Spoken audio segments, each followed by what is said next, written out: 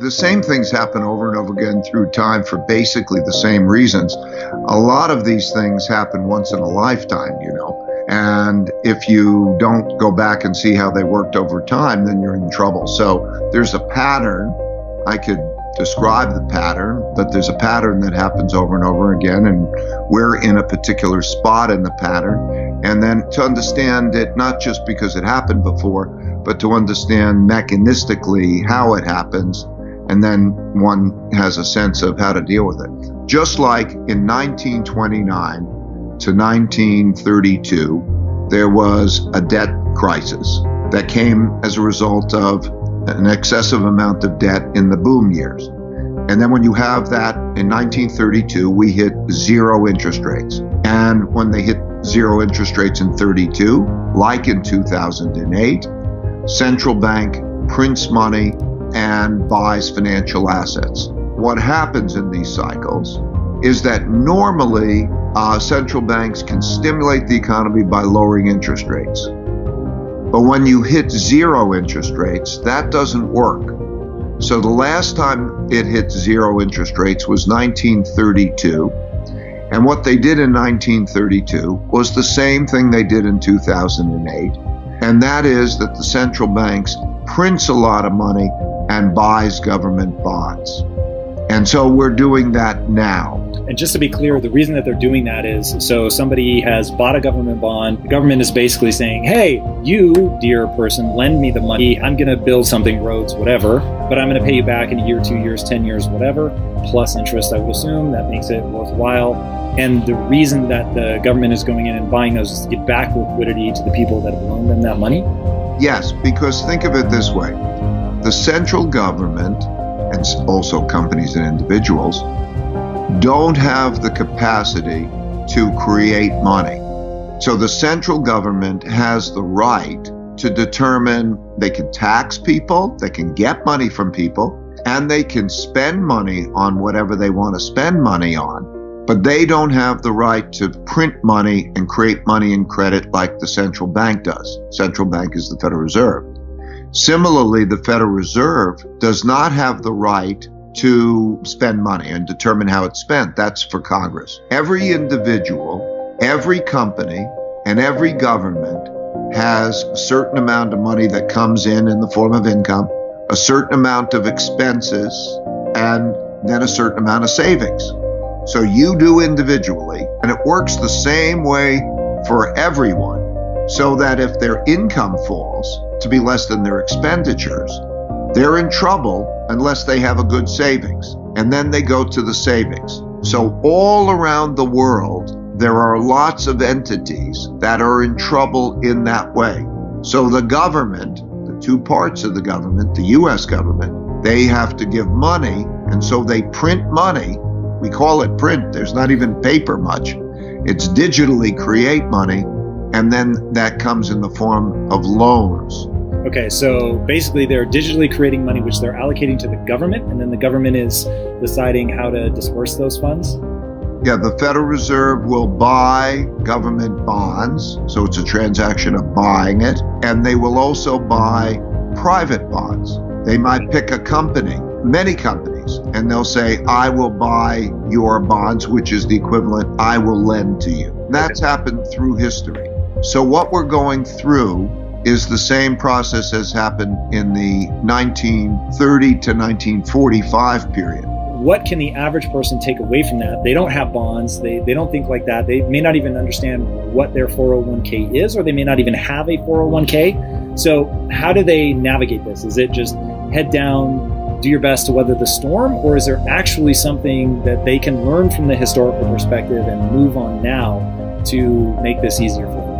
Yeah, it's the same for every individual, same for every company. If you understand this, then you understand, well, there are three things.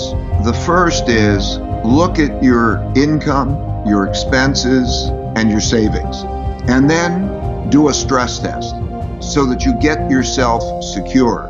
If you were to lose your income, or if the income were to fall beyond a certain level, and you play that out, maybe that means you go get unemployment insurance or whatever. How long can you live in an acceptable lifestyle? And do you have a savings that is adequate for that?